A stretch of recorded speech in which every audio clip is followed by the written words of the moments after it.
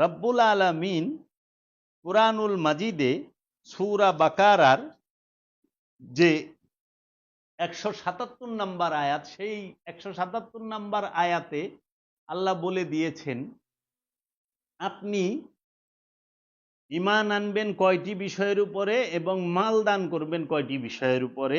আল্লাহ বলতেছেন লাইসা বিররা আন তুয়াল্লু উজুহাকুম বিকাবলাল মাশরিকি ওয়াল মাগরিবি ওয়ালাকিন্না মা আমানা বিল্লাহি ওয়া ইয়াউমিল আখিরি ওয়া মালাইকাতি ওয়া কিতাবি ওয়া নবিয়িনা।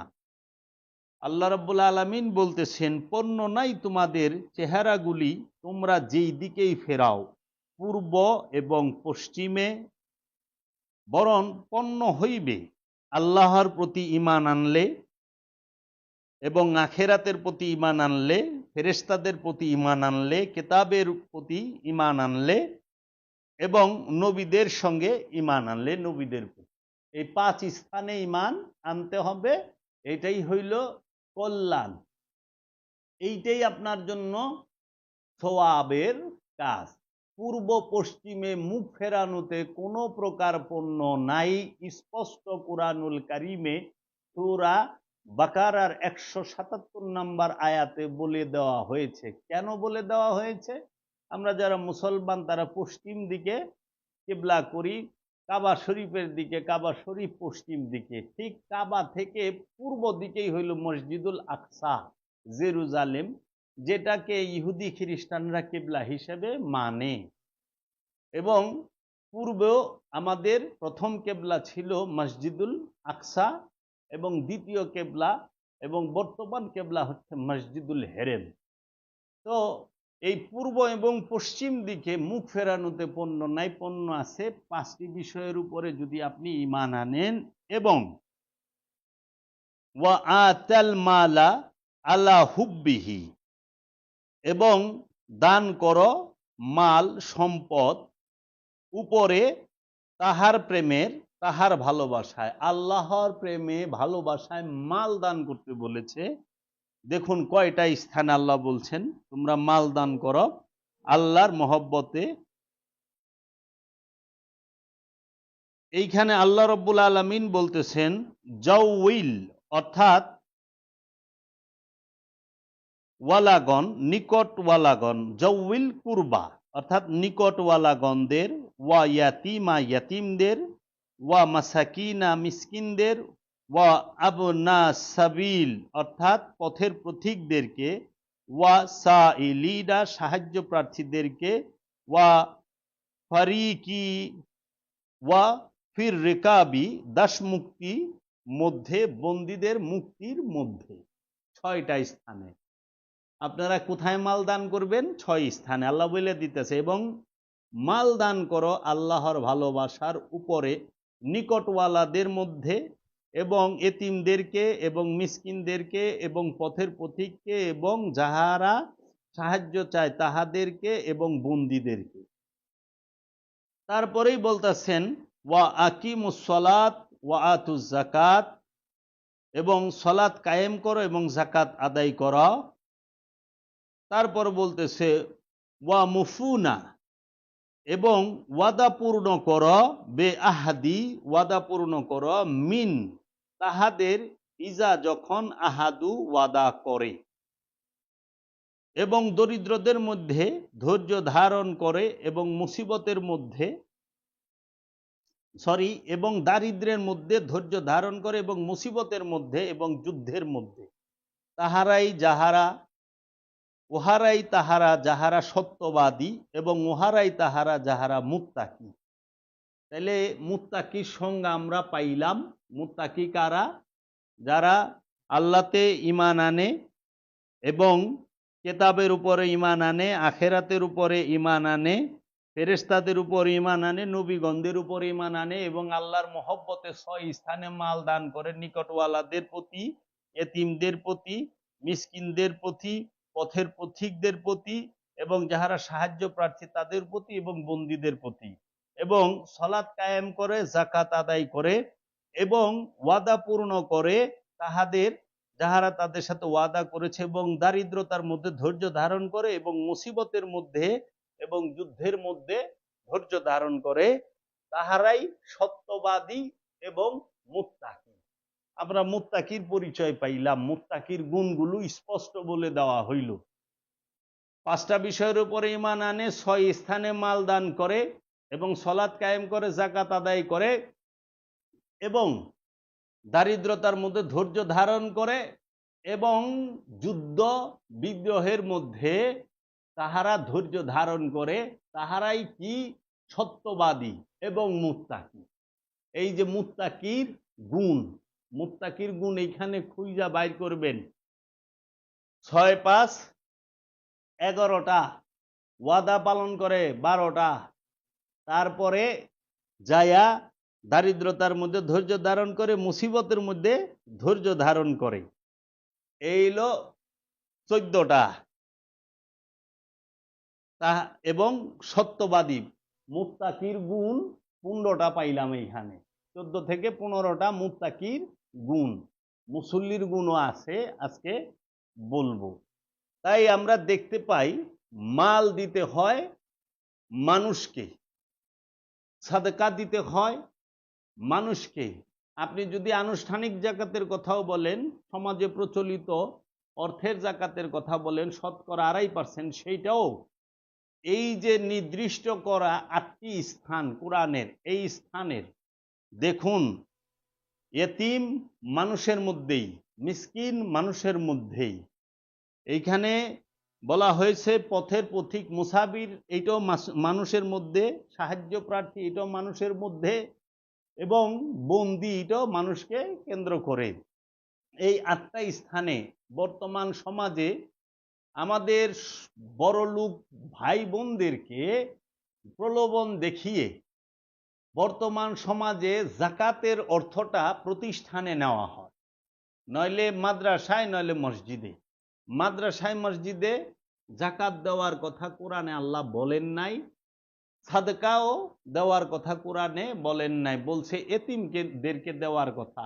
এতিম সে মানুষ, এতিম শুধু মাদ্রাসায় থাকে না, এতিম আপনার বাড়িতেও থাকে, আপনার পাড়া মহল্লায়ও থাকে, এতিম স্কুলেও থাকে, এতিম কলেজ ইউনিভার্সিটিতেও থাকে, আবার এতিম পথের পথিকের মধ্যেও আছে। এতিম সব জায়গায় আছে। আবার এই এতিমের মধ্যে 2 দিক। এক এতিম হইল যাহার জাগতিক ভাবে পিতা মাতা মারা গিয়াছে, সে এতিম। এটা হলো আনুষ্ঠানিক এতিম, মেজাজি এতিম। বাবা মা 1000 কোটি টাকা থুইয়া যায়, তারপরও বাবা মা মারা গেলে সে এতিম। আর হাকিকি এতিম হচ্ছে যিনি আল্লাহ রব্বুল আলামিনের মহব্বতে, আল্লাহর রসুলের মহব্বতে, আল্লাহ রব্বুল আলামিনের মহব্বতে নিজের জীবনকে রসুলের কদম এবং রবের রাস্তায় উৎসর্গ করে দুনিয়াকে প্রত্যাখ্যান করে তিনি আল্লাহর পথে সম্পূর্ণরূপে নিয়োজিত হয়েছেন। এই ওলিয়ে কামেল যারা, আল্লাহর ওলি যারা, তাহারাই হাকিকি এতিম। আসল এতিম হচ্ছে আল্লাহর ওলি, আল্লাহর নবী, আল্লাহর রসুলগণ। আল্লাহর ওলি, রসুল এবং নবীগণ হচ্ছে হাকিকি এতিম, আসল এতিম এবং নিকটবর্তী সবচাইতে আমাদের। কারণ কোরআনেও আমরা পাই কি আন্নাবিয়্যু আউলা বিল মুমিনিনা আনফুসিহিম, নবীগণ হচ্ছে, রসুলগণ মুমিনের নফসের থেকেও প্রিয়, নফসের থেকেও বেশি, অধিক প্রিয়। আওলা, এই এতিমদেরকে মাল দান করতে আল্লাহ উৎসাহিত করেছেন। আর জাকাত সেটি দেবার স্থান মানুষের মধ্যে না, মানুষকে জাকাত দেওয়া যায় না। জাকাত হচ্ছে একটি ইবাদত, মানুষকে দেওয়া যায় সাদকা। এই সাদকা মানুষকে দিবেন, জাকাত দিবেন রসুল আর রসুলের রবকে, আল্লাহ এবং আল্লাহর রসুলকে দিতে হয় জাকাত। আল্লাহর রসুলকে, আল্লাহ এবং আল্লাহর রসুলের ইচ্ছার কাছে নিজের ইচ্ছাটাকে উৎসর্গ করার অপর নামই জাকাত। এখন স্বার্থের কারণে আমাদের সমাজে প্রচলিত এই মৌলানা সাহেবরা অজ্ঞাত কারণে এই সাদকাকে জাকাত বলে চালিয়ে দিয়েছেন, মিক্স করে দিয়েছেন। আমাদের সমাজে বিরাট বড় বড় যে অঘটন হয়েছে সেগুলোর কিছু নমুনা আমি দেই, যেগুলোতে সাধারণ মানুষ পথহারা হয়েছেন, পথভ্রষ্ট হয়েছেন, বিপথগামী হয়েছেন। সেই বিষয়গুলো কি? অধিকাংশ আলেম এবং অধিকাংশ পীর মাশায়েখরা কি করেছেন, যে মূল বিষয়গুলোকে অনুষ্ঠানের সাথে মিক্স করে একাকার করে দিচ্ছেন। মানুষ আসল রহস্যই বুঝতে পারে না। যেরকম রু আর নফসকে এক করে দিয়েছেন। রু আর নফস, নফস হইল প্রাণ, রু হইল স্বয়ং আল্লাহ। রু আর নফসের এক করে দিয়ে বর্তমান সমাজে রুহের সওয়াব পাঠায়, রুহের জন্য মাগফিরাত কামনা করে, রুহের জন্য বলে যে রুটাকে কবজ করে নিয়ে গেছে, আপনার রু কুলুষিত হয়েছে, নওজুবিল্লাহি মিন জালিক, আত্মা খারাপ হয়ে গেছে, নওজুবিল্লাহি মিন জালিক। এই রুর আর নফসের বিষয়ই বুঝে নাই। যদি রু কবজ হয় তাহলে প্রাণ নফস কি হবে? নফস কি হবে? রু যদি কুলুষিত হয় তাহলে নফস কি হবে? রু যদি সে মারা যায় তাহলে নফসের কি হবে? রুহের জন্য যদি দোয়া করেন তাহলে নফসের জন্য কি করবেন? এই রু নফসকে এক করে দিছে। আমানোয়ার মমিনকে এক করে দিছে। আমানোয়ার মমিনের বিশাল পার্থক্য, সেইটাকে সমাজের বুকে এক করে দিয়া বিভ্রান্ত করছে। আমানুর অর্থ মমিন করছে, মমিনের অর্থ গায়েব। আমানুর বাংলা অর্থও করে নাই, মমিনের বাংলা অর্থও করে নাই। ঠিক এই রকম নবী এবং রসুলকে এক করে দিছে, কোরআন ও কেতাবকে এক করে দিছে, ওয়াহেদ ও আহাদকে এক করে দিছে, জিন আর শয়তানরে এক করে দিছে সমাজে।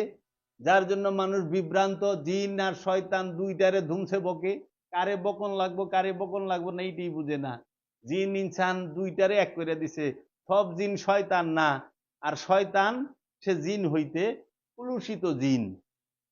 তারপরে কবর আর মাজারে এক করে দিছে।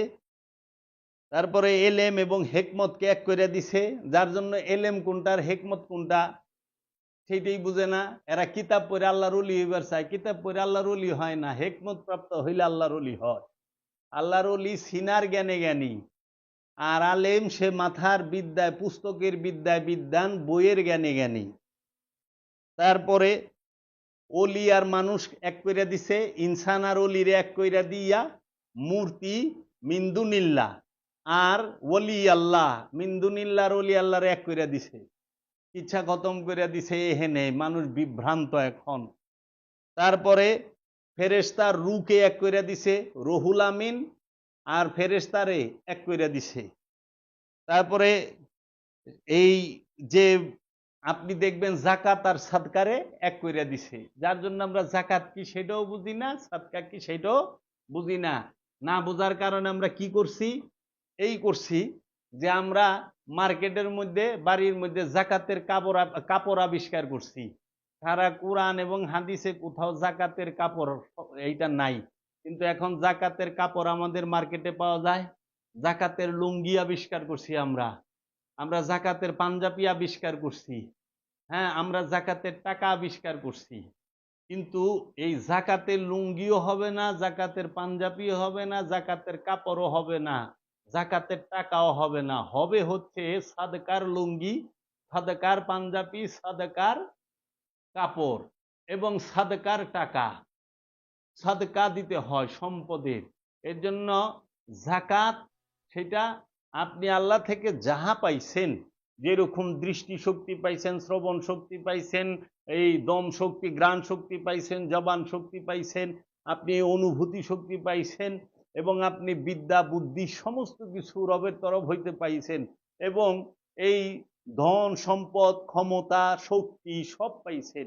এই বিষয়গুলোকে সম্পূর্ণরূপে আল্লাহ এবং আল্লাহর রসুলের কদমে, রসুলের ইচ্ছার কাছে, আল্লাহর ইচ্ছার কাছে উৎসর্গ করতে পারলে হয় জাকাত। এর জন্য দেখেন আল্লাহর ওলিরা নিজের জীবনটা পর্যন্ত রসুলের কদমে উৎসর্গ করে, তার গুরুর কদমে উৎসর্গ করে, রবের ইচ্ছার কাছে উৎসর্গ করে। এর জন্য আল্লাহর ওলিরা জাকাত দিয়েই ওলি হয়। আল্লাহর ওলিরা বিনয়ী, আল্লাহর ওলিরা ঝগড়া ফেসাদে নাই, আল্লাহর ওলিরা জাকাতের টাকা মাইরা দেয় না।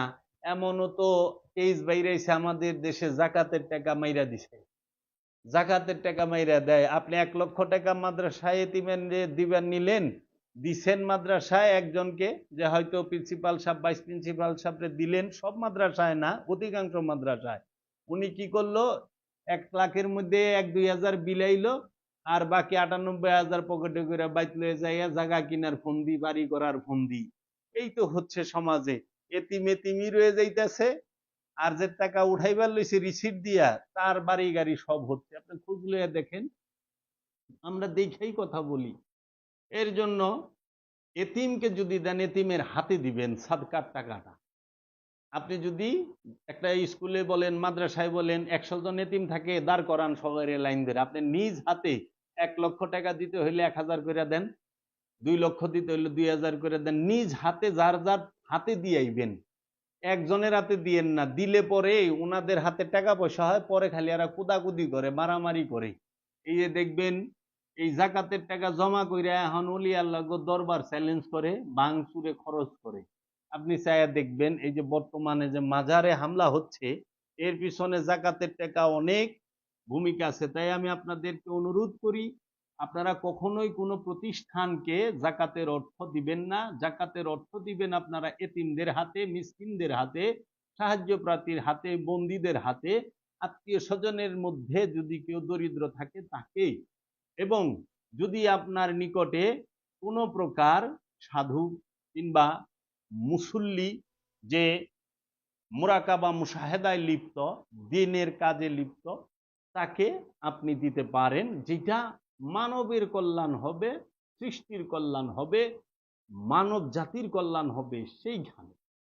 আর জাকাত এই বিষয়টা আমার মনে হয় সবার একটু গবেষণা করা উচিত কোরআনুল কারীম থেকে। আমি কোরআনুল কারীমের প্রতিটা ভিডিও, প্রতিটা আয়াত আমি তুলে ধরতে পারি জাকাত সম্পর্কে। জাকাত সম্পর্কে যে আয়াতগুলো এসেছে, সেই আয়াতগুলো সম্পর্কে স্পষ্টভাবে তুলে ধরা যায়। আমাদের সমাজে যে জাকাতের বিষয়ে আমাদের সমাজে যে প্রচলিত ধারণা, সেইটা একটু গবেষণা করা দরকার, এবং সত্যের সাথে মিথ্যাকে মিশ্রণ না করা ভালো। যেটা যা সেটাকে তাই বলা উচিত। আমরা কেন সাদকা হিসাবে এটাকে নির্দিষ্ট করি না? আপনি একটু দেখেন, বাংলাদেশের মানুষ সব জায়গায় সব সময় জাকাত দেওয়ার উপরেই থাকে যদি মাল হয়। আপনি খেয়াল করে দেখেন, বাংলাদেশের মানুষ যদি ঘর থেকে বের হয়, গাড়িতে ভিক্ষুক দাঁড়ায় রয়েছে, স্ট্যান্ডে ভিক্ষুক দাঁড়ায় রয়েছে, রাস্তার মোড়ে ভিক্ষুক দাঁড়ায় রয়েছে, তারেও প্রতিদিন সাদকা করতেছে। আবার যখন সে বাজারে যায়, মার্কেটে যায়, যে কোনো একটা পণ্য ক্রয় করে, সেইখানে ভ্যাট দিতেছে। আবার এই ভ্যাট যখন তিনি আবার রমজান মাস আসে, তখন আবার তারে জাকাত দিতে হইব, যেটা বিশ্বের অন্য দেশে খুব কম দেখা যায়। যে সে প্রতিদিন ভিক্ষুকরে ভিক্ষা দিচ্ছে, মার্কেটে যায় পণ্য কিনে ভ্যাট দিচ্ছে, বছরে তার ইনকাম ট্যাক্স দিতেছে সরকারে, আবার সে রোজার মাসে জাকাতও দিতেছে। মানে দেওয়ার আর শেষ নাই। অন্য সমস্ত রাষ্ট্রে ইনকাম ট্যাক্স নিলে সেইখানে আর এক্সট্রা ভাবে অর্থের জাকাত নেয় না। আর আমাগো দেশে ভিক্ষাও নেয়, সরকারে ইনকাম ট্যাক্সও নেয়, আবার পণ্যের উপরে, কাপড়ের উপরে ভ্যাটও নেয়, আবার রোজার মাসেলে জাকাতও দেওয়ান লাগবো। দিবি না যাবি কোথায়? যা আছে সব দে, আমাগো খালি দিয়া দে, এইরকম হাল। এবং আপনাকে আরেকটু বিষয় আমি যদি দেখি, যে এই কোরআনুল মাজিদে জাকাত সম্পর্কে, কোরআনে সলাতের সাথে জাকাত কথাটা কতবার এসেছে এবং কোন কোন সূরায় এসেছে, কোরআনের আয়াতের তাহার দলিল। এই সলাতের কথা কোরআনে 82 বার এসেছে, সালাতের সাথে জাকাতের কথা এসেছে কোরআনে 25 বার, মোট এসেছে 32 বার। 9টি মাদানী সূরা ও 5টি মাক্কি সূরা। 9টি মাদানী সূরা এবং 5টি মাক্কি সূরায় যাকাতের কথা আসছে।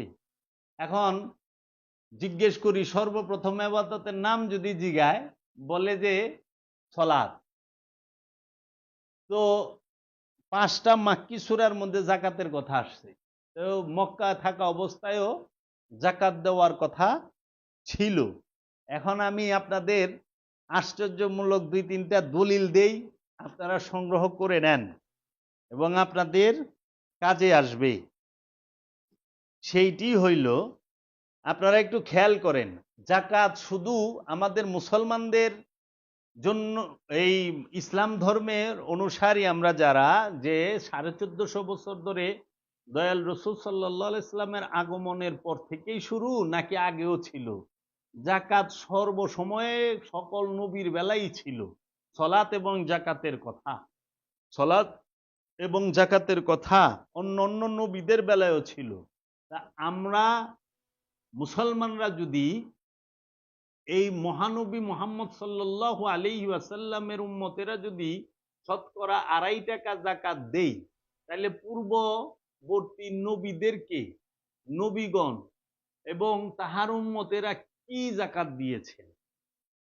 প্রশ্ন আসে যে পূর্ববর্তী নবী রসুলগণ কোন সালাত করেছেন এবং কোন যাকাত দিয়েছেন, সেইটার পূর্ববর্তী নবীগণদের উম্মতেরা কোন সালাত করেছেন এবং কোন যাকাত দিয়েছেন, তাহলে অবশ্যই সেটি দায়েমি সালাত এবং নফসের যাকাত, মালের যাকাত নয়। পূর্ববর্তী নবীগণও যে যাকাত দিয়েছেন এবং তাহারাও যে সালাত করেছেন, সেই সম্পর্কে আপনাদেরকে আমি 2-1টা দলিল কোরআন থেকে দেই, আপনারা একটু খেয়াল করেন। এখন এই মালের যে যাকাত, ইনকাম ট্যাক্স, সম্পদের উপরে কর, এইটার চালু হইল কবে থেকে? এইটার চালু হইল হযরত আবু বকর সিদ্দিক রাদিয়াল্লাহু তাআলা আনহুর জমানা থেকে। আল্লাহর রসুল রাহমাতাল লিল আলামিনের পর্দা গ্রহণের পর থেকে আবু বকর সিদ্দিক খলিফা হওয়ার পরে এই যাকাত, মানে মালের যাকাত, ইনকাম ট্যাক্স শতকরা 2.5%, এই প্রথা চালু হইল। এবং এই ইনকাম ট্যাক্সকে কেন্দ্র করেই আওলাদে রসুলের প্রথম যিনি আওলাদ, তিনি মা ফাতেমাতুজ জাহরা আলাইহিস সালাতু ওয়াসসালাম শাহাদাত বরণ করেন। মা ফাতেমা আলাইহিস সালাতু ওয়াসসালামের শাহাদাতের সাথে এই ইনকাম ট্যাক্সের একটা সম্পর্ক আছে। সেইটা কি? যখন এই ইনকাম ট্যাক্সটা চালু করা হয় আবু বকর সিদ্দিক রাদিয়াল্লাহু তাআলা আনহুর আমলে, সেই আমলে অনেকে মানে, মুসলমানদের মধ্যে, রসুলের সাহাবায়ে কেরামদের মধ্যে অনেকে মাইনা নেয় না। যারা মানে না তাদেরকে কঠোর হস্তে দমন করে। এর মধ্যে মাওলা আলী কারামাল্লাহু ওয়াজহু, তিনি এইটার সম্পর্কে ভালো মন্দ কোনো কিছুই বলেন নাই, যার কারণে মাওলা আলী কারামাল্লাহু ওয়াজহুকে গ্রেফতার করে এই খলিফার প্রাসাদে, খলিফার এই যে মাকতাব, সেখানে আনার জন্য, খলিফার যে ভবন, সেখানে আনার জন্য কিছু লোক, শতাধিক লোক পাঠানো হয়েছিল। সেই সময় মাওলা আলীকে গ্রেফতার করা নিয়ে যে খবরটা আসে, সেই খবরে যখন মা ফাতেমাতুজ জাহরা মদিনার মাওলা আলীর ঘরের, মা ফাতেমার ঘরের দরজা লাগায়া দেয়, সেই দরজাটাকে যখন বাহির থেকে নক করা হয় যে খোলেন, খোলা হয় না। মা ফাতেমা, তিনি দরজা বন্ধ করে দরজার মধ্যেই ভাবে পিছন দিয়া দাঁড়ায় থাকেন। ওই সময় মা ফাতেমা ছিল গর্ভবতী, পেটে বাচ্চা ছিল। সেই মা ফাতেমা বলেছেন, আমার সামনে থেকে মাওলা আলীকে কেউ গ্রেফতার করে নিয়ে যেতে পারবে না। তখন মা ফাতেমার ঘরের দরজার মধ্যে আগুন দেওয়া হয়, আমরা ইতিহাস এবং ঘটনা থেকে জানতে পারি। যখন সেই দরজার লোহাগুলো কাঠ থেকে ছুটে যায়, তখন দরজায় আঘাত করে সেই দরজাটি মা ফাতেমার উপরে পড়ে যায়, পিঠের উপরে, এবং ওনার পেটে উনি ব্যথা লাগে, আঘাত লাগে, এবং পাঁজরের হাড় ভেঙে যায় এবং হাত ভেঙে যায়। তখন মা ফাতেমার গর্ভের যে সন্তান ইমাম মহসিন, তিনি শহীদ হন। মা ফাতেমা অসুস্থ হয়ে ব্লিডিং হইতে হইতে তিনি এই রমজানের মধ্যে বলা হয় 3 রমজানে তিনি শাহাদাত বরণ করেন। মাওলা আলীকে যখন নিয়ে টানা হেসরা হয় তখন আঘাত লাগে। আমরা ঘটনা থেকে এই মা ফাতেমার শাহাদাতের যে ঘটনা আমরা শুনে আসি, তার সাথে এই ইনকাম ট্যাক্সের একটা সম্পর্ক আছে, আমরা এটা শুনে থাকি। তো এই ইনকাম ট্যাক্স 2.5%, এটা মা ফাতেমা হযরত আবু বকর সিদ্দিকের জমানা থেকে চালু হয়। আর যাকাত এই বিষয়টি এবং সলাত এই বিষয়টি পূর্ববর্তী নবীদের থেকেও চালু হয়। এখন আপনারা যদি একটু খেয়াল করেন, সূরাতুল মারিয়ামের 55 নম্বর আয়াত যদি আপনারা একটু খেয়াল করেন, দর্শক মণ্ডলী আপনারা কোরআনের অ্যাপস খুলে দেখতে পারেন। এইখানে বলা হচ্ছে, এবং তিনি ছিলেন আল্লাহর পরিবার বর্গের প্রতি তিনি ছিলেন তাহার পরিবার বর্গের প্রতি আদেশকারী সলাত এবং জাকাতের সাথে, এবং তিনি ছিলেন তাহার রবের নিকট প্রিয় ভাজন। আপনারা যদি সূরা মারিয়ামের 54 নম্বর আয়াতটা পড়েন, ওইখানে আছে ওয়াজকুরু ফিল কিতাবে ইসমাঈলা ইন্নাহু কানা সাদিকাল ওয়াদি ওয়া কানা রাসূলান নাবিয়্যান, এবং জিকির করুন, স্মরণ করুন আপনার কেতাবের মধ্যে ইসমাঈলকে, নিশ্চয়ই তিনি ছিলেন প্রতিশ্রুতিতে সত্যশ্রয়ী এবং তিনি ছিলেন রসূল নবী। তারপরে 55 নম্বর আয়াতে বলা হচ্ছে ওয়াকানা ইয়ামুরু আহলাহু বিসসালাতি ওয়াজ যাকাতি ওয়াকানা ইনদা রাব্বিহিম মারদিয়ান, এবং তিনি ছিলেন তাহার পরিবার বর্গের প্রতি আদেশকারী সলাত এবং জাকাতের সাথে, এবং তিনি ছিলেন তাহার রবের নিকট প্রিয় ভাজন। খেয়াল করুন, সূরা মরিয়মের 54 এবং 55 নম্বর আয়াতে ইসমাঈল আলাইহিস সালাতু ওয়াস সালাম তার পরিবার বর্গকে সলাত এবং জাকাতের আদেশ দিচ্ছেন। তার পরিবার বর্গ রসুলের পরিবারকে, রসুলের মুরিদ এবং পরিবারের লোকজন, তার স্ত্রী সন্তান, এরা এই তাদেরকে সলাত এবং জাকাতের কথা বলতেছেন। ইসমাইল নবী কত % জাকাত দিছেন, কোন মালের জাকাত দিছেন, কিসের জাকাত দিছেন, একটু খেয়াল করেন। সেই সময় কিসের জাকাত দিত? তাহলে পূর্ববর্তী নবীদেরও জাকাতের কথা কোরআনে আছে। আসেন আরেকটা দলিল দেই। আপনারা যদি একটু খোলেন সূরাতুল মায়েদা, সেই সূরাতুল মায়েদার মধ্যে সূরাতুল মায়েদার 12 নম্বর আয়াত খোলেন, সেইখানেও দেখবেন বনি ইসরাইলদেরকে যাকাত এবং সালাতের কথা বলা হয়েছে। একটু খেয়াল করেন, সূরাতুল মায়েদার 12 নম্বর আয়াতে বলা হচ্ছে, এবং অবশ্যই আল্লাহ বনি ইসরাইলদের হইতে অঙ্গীকার গ্রহণ করিয়াছিলেন, এবং আমরা তাহাদের মধ্য হইতে 12 জনকে সর্দার করিয়া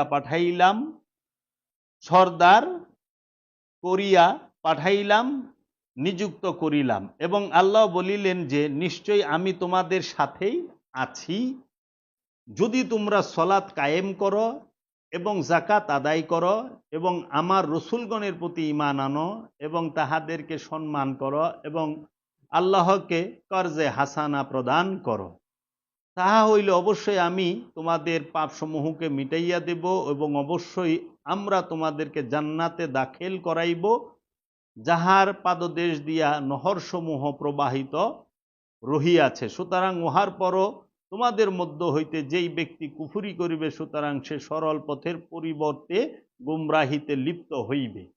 সূরা মায়েদার 12 নম্বর আয়াতে বনি ইসরাইলদের থেকেও অঙ্গীকার গ্রহণ করছে আল্লাহ যে তোমরা সলাত কায়েম করবে এবং যাকাত আদায় করবে। তাহলে বনি ইসরাইলরা কোন সলাত করতো? ওয়াক্তি 5 ওয়াক্ত নাকি দায়মি? ইসমাইল নবী পরিবার বর্গকে এবং তার উম্মতদেরকে সে কোন সালাতের আহ্বান করছে? 5 ওয়াক্ত না দায়মি? এর জন্য দায়মি সলাতের শুরু বাবা আদম থেকে এখন পর্যন্ত এই দায়মি সলাতের কথা কোরআনে স্পষ্ট আসছে। আর এই নফসের জাকাতের কথাও বাবা আদমের জমানা থেকে নিয়ে এই পর্যন্ত এবং কিয়ামত পর্যন্ত চলবে।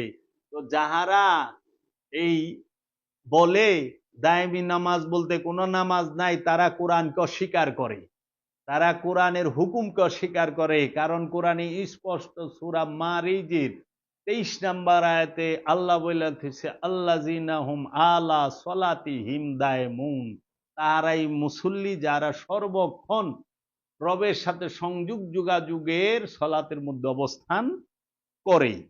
তাহলে আপনারা এখানে পাইলেন আমি দলিল ছাড়া কথা বলি না, আমি আজগবি শরীফ থেকে কথা নিয়ে সেইখানে ধাক্কায়া যেইখানটা ডুববে না সেইটা, আর স্বার্থের জন্য বলি না। স্বার্থের জন্য সত্যকে ঢেকে রেখেছে, স্বার্থের জন্য সত্যকে ঢাকা হয়েছে, স্বার্থের জন্য সত্যকে মূলকে অনুষ্ঠানের সাথে মিক্স করে একাকার করে দেওয়া হয়েছে। ওয়াক্তি নামাজের প্রচার হয়েছে, দায়মি নামাজের প্রচার হয় নাই। ওয়াক্তি সলাতের প্রচার হয়েছে, দায়মি সলাতের প্রচার হয় নাই। কেন হয় নাই?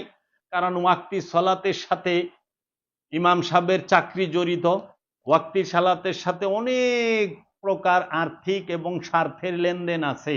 যেরকম টুপি পরলে টুপির একটা ব্যবসা আছে, পাঞ্জাবি পরলাম পাঞ্জাবির একটা ব্যবসা আছে, আমি পাগড়ি পরলাম পাগড়ির একটা ব্যবসা আছে, আমি ইমামতি করলাম সেখানে আমার একটা বেতন আছে, মসজিনি করলাম সেখানে বেতন আছে, এবং মসজিদ নির্মাণ করতে অনেক কিছু লাগে। সমস্ত কিছুর যুক্ত দেখেই ওয়াক্তি সলাতের বিষয়টা তাহারা বেশি প্রচার করে, যেখানে তাদের স্বার্থটা অতিরিক্ত পরিমাণে বেশি।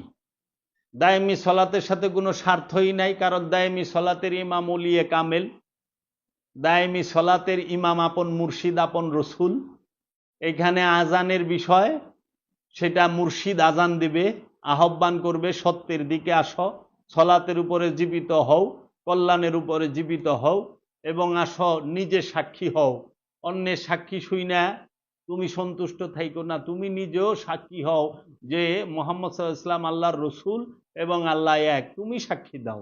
সেই শিক্ষা আল্লাহর ওলিরা দিয়ে থাকেন দায়েমি সলাতের মাধ্যমে। কামেল ওলিরা, ঢঙ্গিরা না, আরবি জানা ওলিরা না, আরবি জানা পিসাবরা না, লেবাসদারি পিসাবরা না, আল্লাহর কামেল ওলিরা। এই আল্লাহর কামেল ওলিরা তারা মানুষকে হেদায়েতের শিক্ষা দেয়।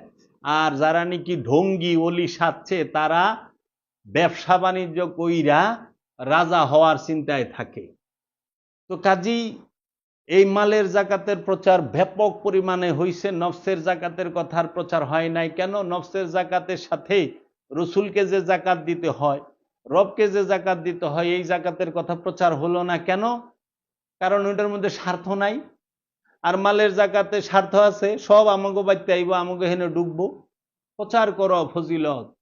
এইভাবে আমিত্বের কুরবানি, মনের মধ্যে যে পশু হিংস্র দানবের মতো হইয়া রইছে, সেই পশুকে জবাই করার কথা কেউ বলে না, বনের পশুকে জবাই করার কথা বলে। কারণ বনের পশু জবাইয়ের সাথে অনেক মানুষের অনেক উপকার আছে, এটা করতে হবে, অস্বীকার করা যাবে না। অনুষ্ঠানকে অস্বীকার করা যায় না। অনুষ্ঠান যদি বাদ দেন, সত্যের সন্ধান পাওয়া মুশকিল হবে। অনুষ্ঠান লাগবে, কিন্তু আপনার জানতে হবে কোনটা মূল কোনটা অনুষ্ঠান। তাই অনুষ্ঠানকে বুঝার জন্য, মূলকে বুঝার জন্য অনুষ্ঠান। তাই আপনি মনের পশুকে জবাই করে, মনের পশুকে কুরবানি করে আপনি হবেন আল্লাহর দিদার প্রাপ্ত। আর বনের পশুকে জবাই করলে আপনি গোশত খাইতে পারবেন, কিন্তু আল্লাহর দিদার পাইবেন না। এর জন্য আমরা যেন মনের পশুকে আগে জবাই করি, মনের পশুকে করো জবাই, পশুরা বাঁচে, বাঁচে সবাই। তাহলে এই জাকাতের বিষয়টা হাকিকি নফসের জাকাতের বিষয়টা প্রচার হইল না, সাদকাকে জাকাত হিসাবেই সমাজে প্রচলিত করলো, আমরাও মেনে নিলাম। তাই আমি আহ্বান রাখবো যে আপনারা এই সাদকাটা অবশ্যই অবশ্যই দিবেন, বেশি বেশি পরিমাণে সাদকা করবেন, এবং আত্মীয় স্বজন প্রতিবেশী সবার দিকে আপনারা যারা বিত্তবান তাহারা সুন্দরভাবে তাকাবেন। এবং আমি আপনাদের কাছে আরেকটু বলি যে এই জাকাত এটা কিন্তু ধনীকে দিতে বলে নাই আল্লাহ। আল্লাহ কোরআনে কোথাও বলে নাই হে ধনীরা তোমরা জাকাত দাও।